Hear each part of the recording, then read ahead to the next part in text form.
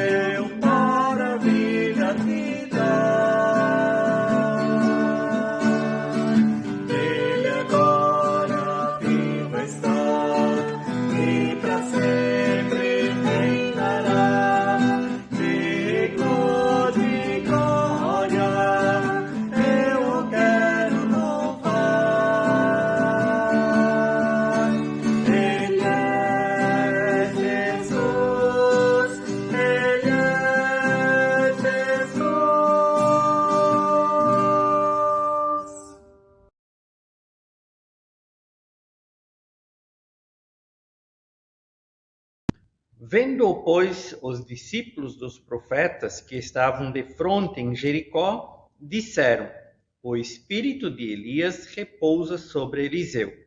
Vieram-lhe ao encontro e se prostraram diante dele em terra. E lhe disseram: Eis que entre os teus servos há 50 homens valentes. Ora, deixa-os ir em procura do teu senhor. Pode ser que o Espírito do Senhor o tenha levado e lançado em algum dos montes ou em algum dos vales. Porém, ele respondeu: Não os envieis. Mas eles apertaram com ele, até que, constrangido, lhes disse: Enviai. Enviaram 50 homens que o procuraram em 3 dias, porém não o acharam. Então voltaram para ele, pois permaneceram em Jericó. E ele lhes disse: Não vos disse que não fosseis? Os homens da cidade disseram a Eliseu: Eis que é bem situada esta cidade, como vê o meu senhor. Porém as águas são más, e a terra é estéril. Ele disse: Trazei-me um prato novo e ponde nele sal. E lhe o trouxeram. Então saiu ele ao manancial das águas e deitou o sal nele e disse: Assim diz o Senhor: Tornei saudáveis estas águas, já não procederá daí morte nem esterilidade. Ficaram, pois, saudáveis aquelas águas até ao dia de hoje, segundo a palavra que Eliseu tinha dito. Então subiu dali a Betel, e indo pelo caminho, uns rapazinhos saíram da cidade e zombavam dele, diziam-lhe: Sobe, calvo, sobe, calvo. Virando-se ele para trás, viu-os e os amaldiçoou em nome do Senhor. Então 2 ursas saíram do bosque e despedaçaram 42 deles. Dali foi ele para o Monte Carmelo, de onde voltou para Samaria. Nós fazemos uma oração. Obrigado, querido Deus, pela oportunidade que temos de ler e estudar a Tua Palavra. São épocas diferentes, situações diferentes, mas Tu és o mesmo. Tu manifestas Tua graça, Tu revelas a Tua Palavra, como também no Novo Testamento, nos dias de Jesus, quando Ele esteve aqui na terra, sofreu, morreu, fez o sacrifício por nós em nosso lugar, pelos nossos pecados, para termos a vida por meio de Jesus, por meio da fé. Podermos entregar a nossa vida a Ti, ó Deus, e podermos receber a Ti como Senhor e Salvador das nossas vidas. Obrigado que a gente pode viver os dias de Páscoa, onde Jesus ressuscitou. Ele vive e Ele vai voltar. Dessa forma, dá-nos o Teu Espírito Santo de entendimento para compreendermos a Tua palavra, o que Tu queres nos ensinar também a partir desta palavra da época do profeta Eliseu. Que Tu mesmo possas nos instruir e também nos mostrar a Tua vontade. Por isso pedimos pelo Teu Espírito Santo de entendimento e pela Tua bênção também para esta palavra. Em nome de Jesus. Amém. Hoje esse texto ele inicia o ministério do profeta Eliseu. Eliseu ele passou aproximadamente 7 anos com Elias, nos anos 895 até 888 antes de Cristo. O nome Eliseu significa Deus é salvação. Elias significa o Senhor é Deus. Esse texto, a transição, ela se fundamenta nessa pergunta do versículo 14. Onde está o Deus de Elias? Foi essa pergunta de Eliseu. Depois que ele viu Elias subir ao céu, ele teve o pedido dele de receber a porção dobrada do Espírito de Deus sobre a vida, sobre o ministério dele, e Deus o concedeu a Eliseu. O que percebemos que Eliseu ele não vive à sombra do seu mestre Elias. Ele se torna profeta que caminha à frente, que enfrenta a situação e que tem o seu ministério dado por Deus a ele. No texto de hoje, observamos 3 aspectos. O primeiro, o encontro de Eliseu com os discípulos, retornando a Jericó. O segundo, as águas amargas de Jericó. E em terceiro lugar, os 42 moços que zombam de Eliseu. No primeiro aspecto, no encontro de Eliseu com os discípulos em Jericó, percebemos a dor da perda, a dor da partida de Elias. Não foi apenas Eliseu que sofreu, como vimos no versículo 12, de que ele rasgou as suas vestes, ele lamentou a partida de Elias, mas os 50 discípulos também estão sentidos e comovidos, tanto que eles pedem para que Eliseu permita. Eles se veem como homens valentes, que eles possam verificar se o corpo de Elias eventualmente não esteja em algum lugar. Chama a atenção que em meio à dor, a partida, o sentimento de perda, os discípulos eles reconhecem que o espírito de Elias está sobre Eliseu. Vemos também que eles vieram na presença de Eliseu e eles se prostraram, reconhecendo ele como o profeta de Deus. Eles então solicitam que esses homens valentes eles sejam enviados para procurarem Elias. Eliseu de pronto diz: não adianta, é em vão, porque Elias ele foi tomado para o céu. Mas os discípulos, eles pensam, quem sabe o Elias está em algum lugar, porque de algumas formas ou alguns momentos percebemos onde o Elias ele sumiu, ele foi procurado e ninguém o encontrou.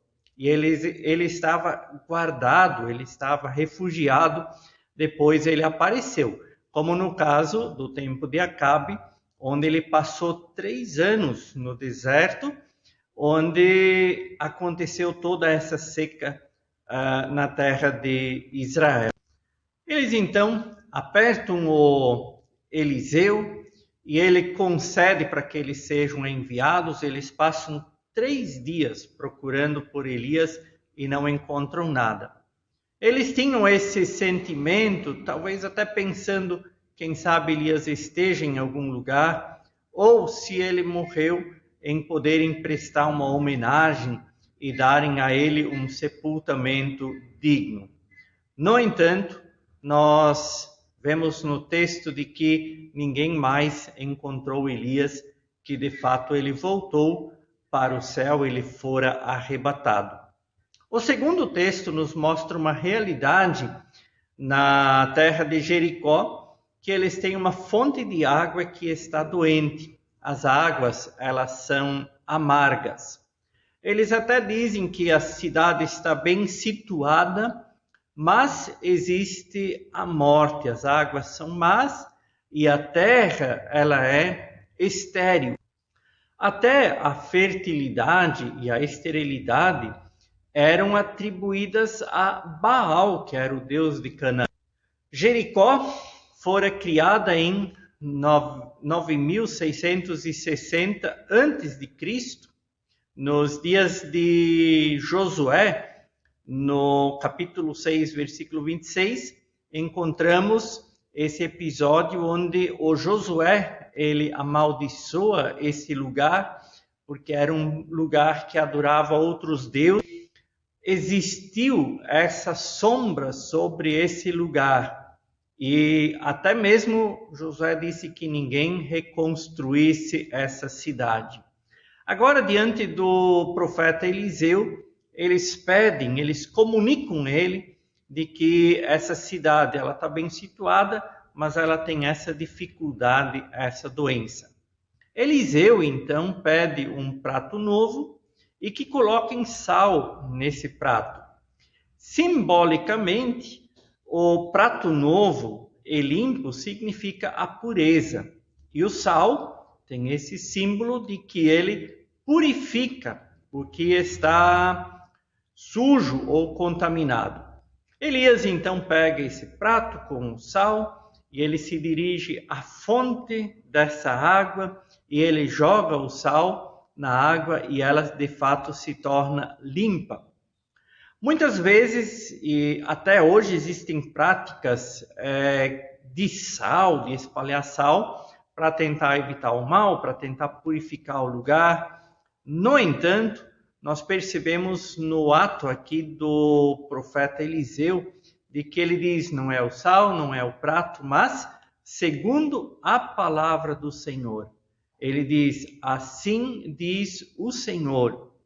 E essas águas se tornam saudáveis por causa do Senhor, por causa da palavra do Senhor, que é a bondade do Senhor. E ele diz que não haja mais a morte e nem a esterilidade neste lugar. O Eliseu, então, segue o seu caminho de Jericó para Betel. Nesse caminho, nós percebemos um encontro. Chama a atenção que da cidade são enviados rapazes, moços, para se encontrarem com o Eliseu.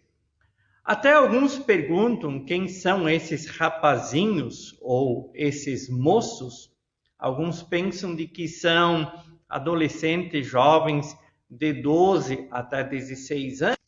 Essa palavra aplicada para os jovens ou para esses rapazinhos, ela aparece em diferentes significados, então não dá para precisar que tamanho ou qual a idade deles. Enfim, eles aparecem da cidade e se encontram com o Eliseu e de certa forma o afrontam. A palavra que eles dizem, calvo sobe. Calvo sobe. Parece que o Eliseu, ele de fato tinha uma calvície, mas não era propriamente esse o caso aqui. O que percebemos, o lugar chamado Betel, era um lugar muito significativo, que outrora era um lugar de adoração a Deus. Betel significa casa de Deus.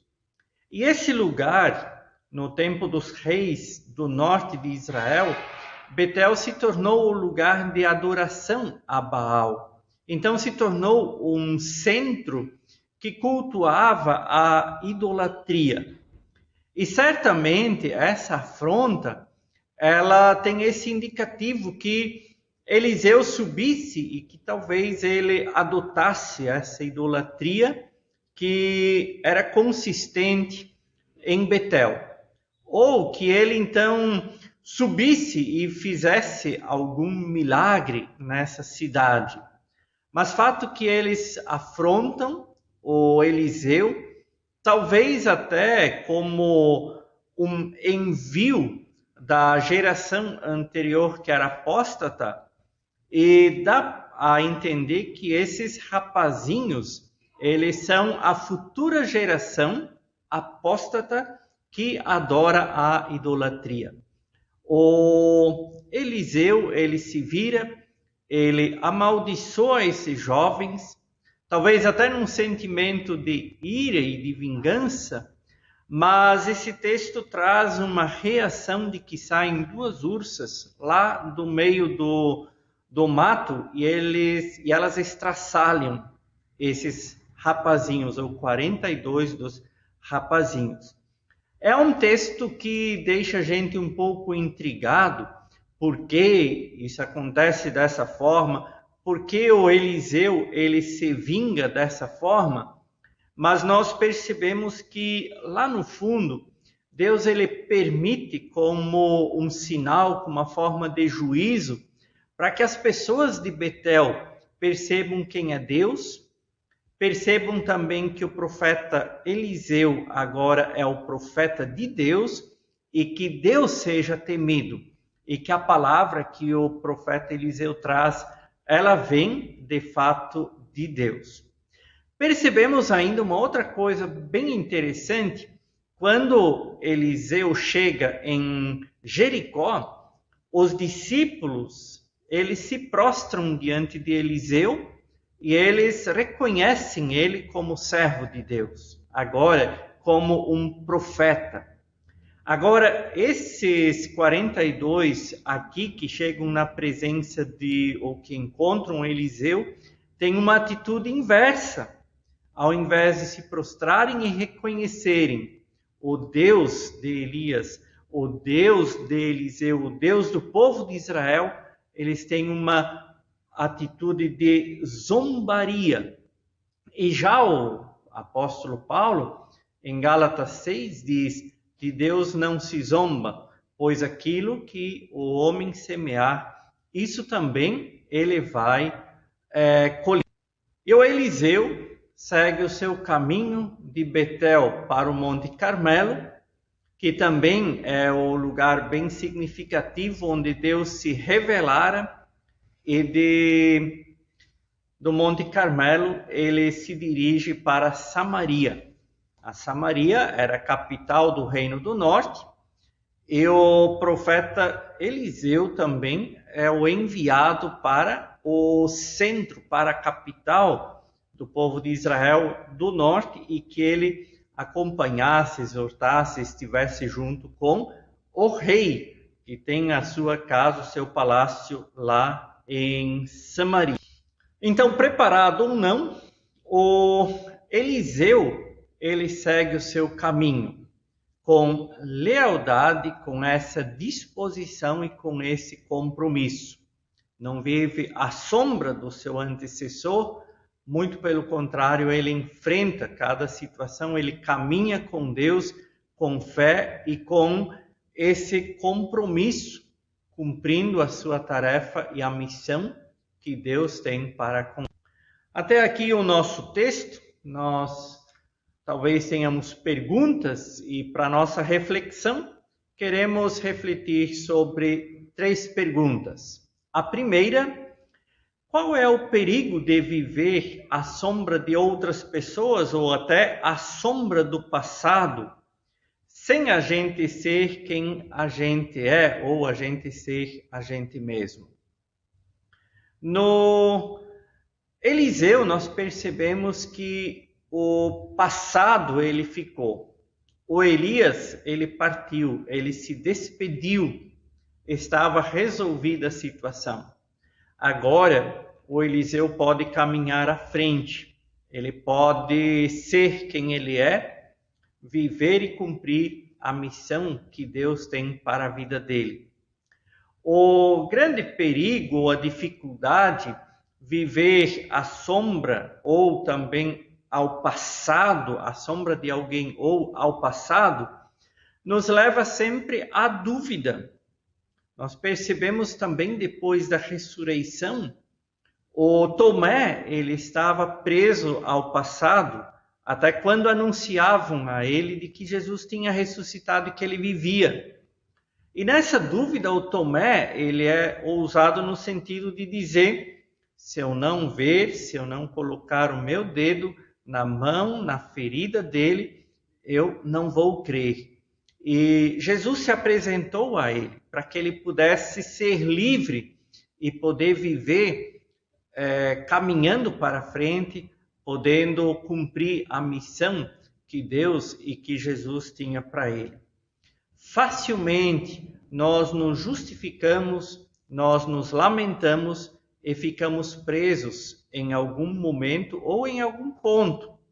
E a palavra de Deus, o que Deus quer que cada um possa ser quem é.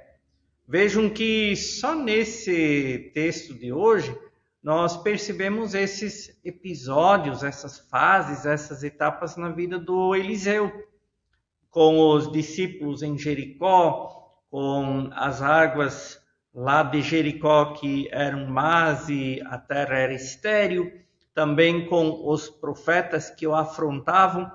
Então, vem situações da nossa vida. Agora, nós vamos conseguir enfrentar se o nosso passado estiver acertado na presença de Deus.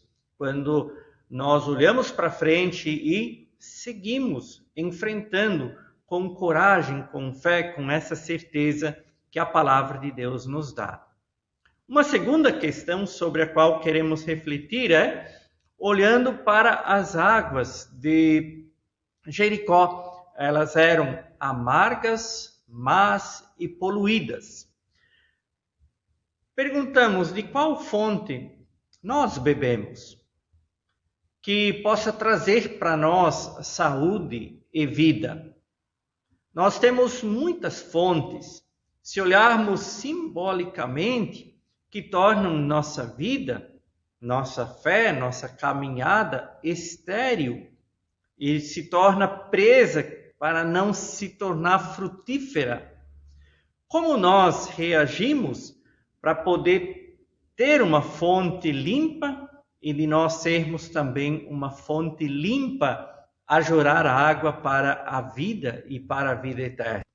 Se olharmos nos dias de Jesus, quando ele esteve aqui, ele teve essa preocupação com relação ao beber da água limpa. Em João, capítulo 7, os versículos 37 e 38, se alguém tem sede, venha a mim e beba. Quem crer em mim, como diz a Escritura, do seu interior fluirão rios de água viva. Nós vivemos num mundo que também tem muita água, muitas fontes contaminadas e que acabam trazendo para nós consequências amargas. A palavra de Deus nos convida a nós bebermos da fonte limpa, da fonte da água da vida, que é a palavra de Deus, que é a presença de Jesus, estarmos na presença dele. Ele não apenas quer purificar a água que nós tomamos, que nós temos que ter esse cuidado também com a saúde, mas ele se preocupa para nós termos a água da vida, da qual nós bebemos e vivemos. E Jesus ele vai um pouco mais além, ele diz que nossa vida seja limpa e que de nós brote em palavras, em atitudes, uma ação, uma missão limpa. Ele fala isso de uma forma muito bonita. Quem crer em mim, como diz a Escritura, do seu interior fluirão rios de água viva. Jesus, num outro momento, também disse que contamina uma pessoa não é aquilo que entra pela boca, e sim aquilo que sai, aquilo que se reflete. E como o Eliseu também foi um mensageiro, nós, se temos a água viva, a água da vida, estamos na fonte, nós também joramos dessa fonte para dentro desse mundo, muitas vezes contaminado, esse mundo de pecado que está nas trevas, está jorando água amarga e má, e podermos ser agentes de cura e também de transformação, onde existe a dúvida, a pergunta, pessoas presas, escravizadas por tantas coisas e não podendo viver uma vida dedicada a Deus. A terceira pergunta e última: como tratar aqueles que se opõem ao Evangelho e a nós como seguidores de Jesus? Como tratar ou como reagir? Num primeiro momento, talvez olhamos aqui para o Eliseu, ele reage com fúria, com ira e também com vingança. Na verdade, nós, olhando um pouco mais esse texto, nós percebemos que esses rapazinhos, eles afrontam o Eliseu, eles não se prostram e não reconhecem a ele, e eles simplesmente, quando ele amaldiçoa, essa palavra que está descrita aqui, ela não quer necessariamente dizer que ele quer se vingar ou que eles sofram o juízo de Deus, mas ele, de certa forma, não leva em conta o que dizem, porque ele sabe qual é a missão e a tarefa dele. E nós percebemos que quem manda o juízo, quem traz aqui a vingança, é o próprio Deus, que traz esse temor para que o Eliseu possa ser reconhecido como profeta de Deus. Se os rapazinhos aqui têm esse conceito e falam essa afronta para o Elias, podemos imaginar que talvez até eles tenham sido enviados pelos seus pais ou por alguém, uma autoridade da cidade de Betel. Ou talvez eles captaram isso de outros que falavam. Como exatamente o nosso texto aqui ele não explica, mas fato que essa era a futura geração e que tinha esse caráter de Betel, daquilo que se tornou não mais a casa de Deus, mas a casa de Baal, da idolatria, e eles não reconhecem, não aceitam o profeta Eliseu, e por conta disso, nós percebemos essa zombaria e que Deus permite que o juízo deles venha sobre eles e eles são estraçalhados naquele momento. E esse fato, nós percebemos em alguns momentos, onde a Bíblia relata o juízo de Deus, que isso trouxe temor para quem ouviu, para quem viu, e que as pessoas perceberam que de Deus não se zomba. Aquilo que a pessoa semeia, isso também ela colhe. E com certeza, esses 42 rapazinhos, eles pagaram pelo castigo deles, mas para os outros serviu como advertência. Até uma outra coisa que precisamos considerar quando olhamos para o Novo Testamento. Jesus nos ensina um outro caminho, não o caminho da ira, não o caminho da vingança, por mais que nós podemos encontrar também no Paulo e também no Pedro, que eles também acabaram exortando e admoestando quem se opunha ao Evangelho, lembrando do Simão o Mágico, lembrando do Simão que tentou comprar o dom que o Pedro tinha, o dom do Espírito, E o Pedro diz: vai com o teu dinheiro para a perdição, mas você pode também se arrepender. No Novo Testamento, nós encontramos esse caminho muito forte na pessoa de Jesus, onde ele ora, ele faz uma oração pelos seus inimigos. E ele diz: a vingança, ela pertence a Deus.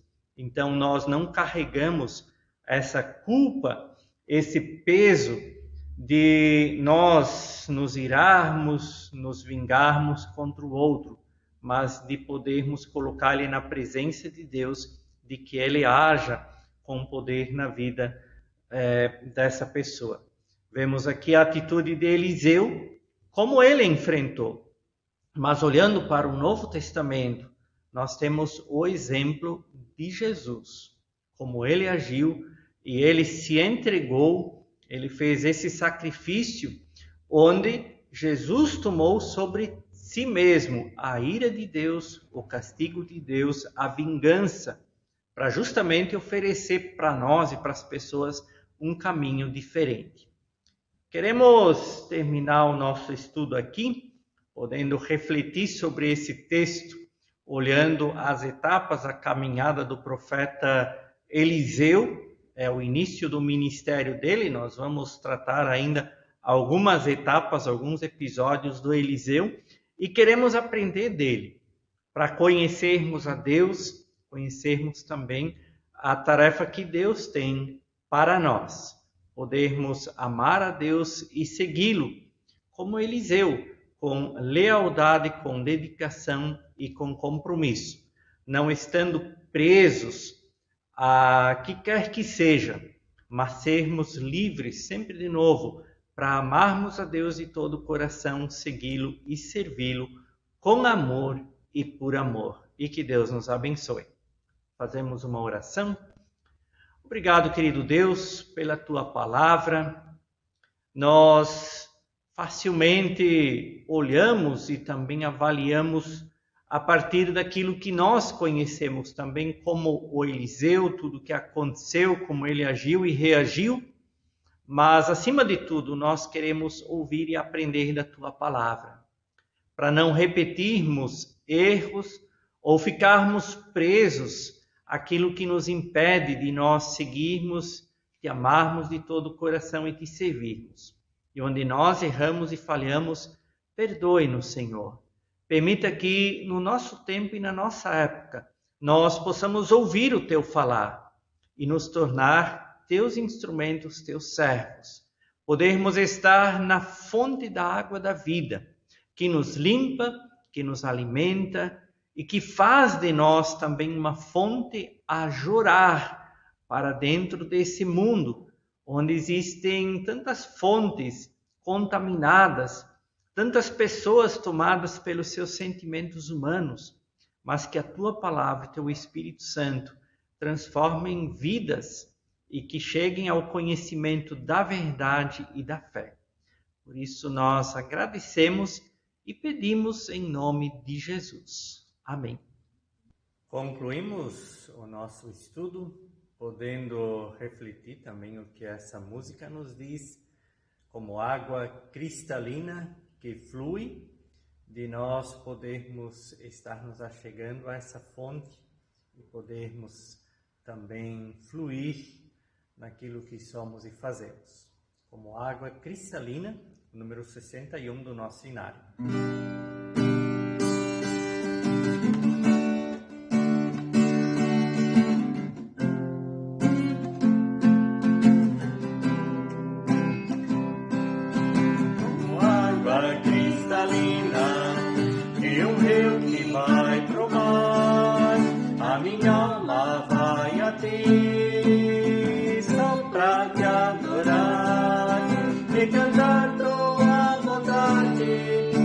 Senhor.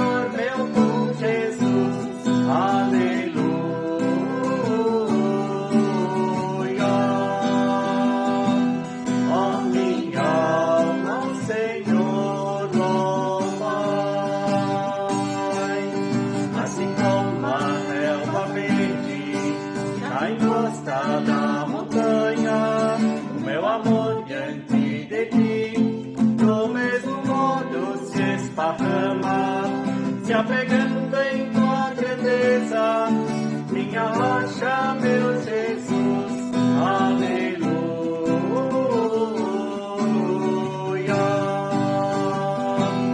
Ó minha alma, ao Senhor louvai, como a abelha necessita do néctar de uma flor, eu não sobreviveria longe de ti, ó meu Senhor, pois tu és o meu auxílio, minha vida e minha paz, aleluia.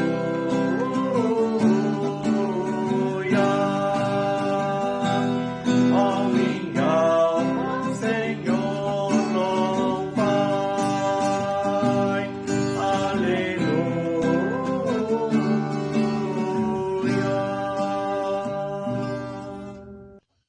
Esse é o nosso estudo hoje. Então, desejamos ainda uma reflexão, porque nós aqui não temos as conclusões, é uma reflexão que nos leva a estudar e a refletir adiante, e que Deus nos guarde e abençoe. Fica aqui o nosso abraço e até a próxima.